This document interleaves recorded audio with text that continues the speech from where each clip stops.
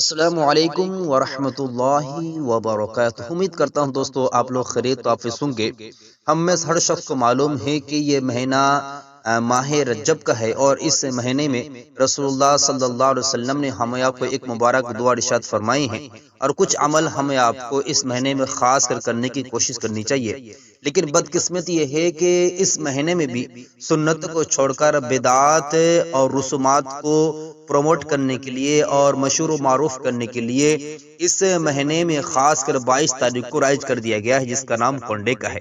اس video میں انشاءاللہ میں عرض کروں گا کہ کونڈے کا رسم کرنا قرآن حدیث کی روشنی میں ثابت ہے یا نہیں۔ آئیے اس ویڈیو جاننے کی کوشش کرتے ہیں۔ الحمدللہ رب العالمین والصلاة والسلام علی سید الانبیاء والمرسلین وعلی آلہ وصحابہ اجمعین، اما بعد فقد قال تبارک تعالی فی القرآن المجید والفرقان الحمید، فاعوذ باللہ من الشیطان الرجیم، بسم اللہ الرحمن الرحیم۔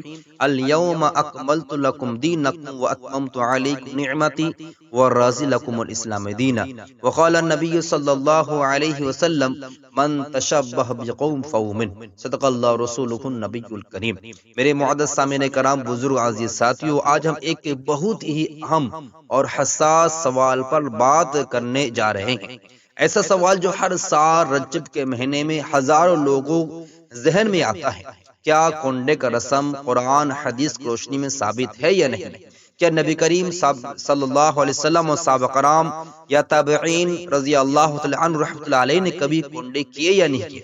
آئے اس کا جواب ہم صرف قرآن حدیث روشنی میں جاننے کی کوشش کرتے ہیں۔ میرے معزز سامعین کرام بزرگوں، رب کریم سورہ مائدہ 3 میں ارشاد فرماتے ہیں، اليوم اکملت لکم دینکم واتممت علیکم نعمتی ورضیت لکم الاسلام دینا۔ اللہ کہہ رہے کہ آج میں نے تمہارے لیے دین مکمل کر دیا، یا اور اسی طرح نعمت کو مکمل کر دیا، ورضیت لکم الاسلام دینا، اور دین اسلام اور راضی خوشی ہو گیا۔ میرے بھائیو، جب اللہ خود فرما رہا ہے کہ دین مکمل ہو چکا ہے، تو سوچئے کیا کوئی نیا رسم بعد میں دین کا حصہ بن سکتا ہے یا نہیں؟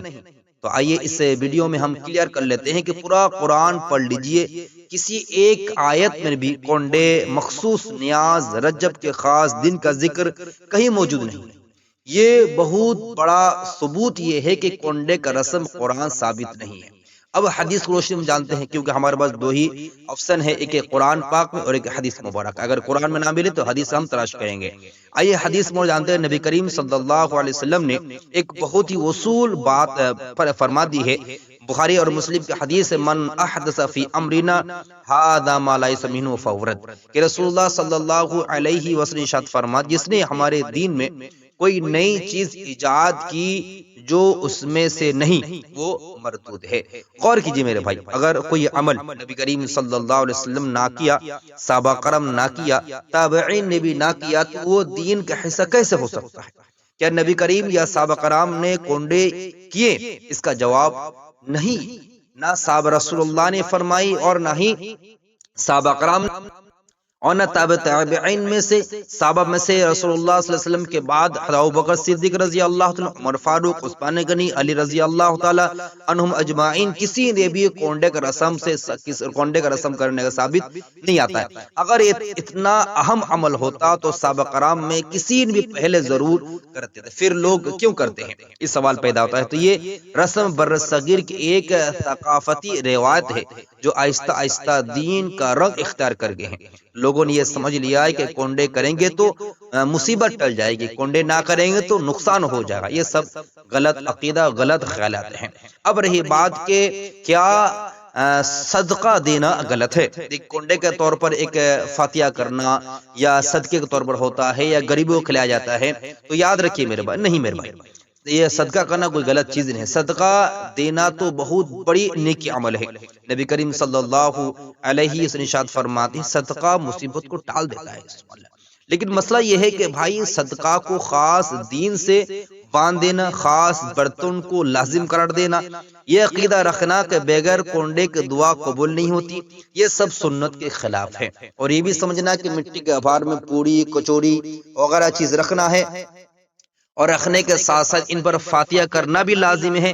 اگر فاتحہ کے ساتھ نہ ہو تو امام جعفر رضی اللہ تعالیٰ عنہ کو ثواب نہیں پہنچے گا یا مرحومین تک ثواب نہیں پہنچے گا. یاد رہیے تمام چیزیں رسومات و بدعات اسلام کوئی اس کی حیثیت نہیں ہے. صحیح اسلامی طریقہ کیا جان لیجئے. دیکھیے اللہ تعالیٰ خود فرما سورہ غافر آیت 60 پر ادعونی استجب لکم کہ مجھ سے دعا کرو میں قبول کروں گا. اللہ سے براہ راست مانگو، کوئی ذریعہ کوئی کسی طرح کی ٹٹر موٹر کرنے کی ضرورت نہیں ہے. ڈائریکٹ اللہ کے سامنے باوضو ہو دوڑ کر نماز پڑھے اور ڈائریکٹ اللہ سے مانگے ایاک نعبد و ایاک نستعین.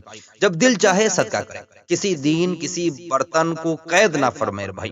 یہی قرآن و سنت کا طریقہ ہے. میرے معزز سامنے کرنا بھائیو، ہم دین کو سمجھے، رسومات سے بچے رہے اور سنت کو پہچاننے کی کوشش کرے.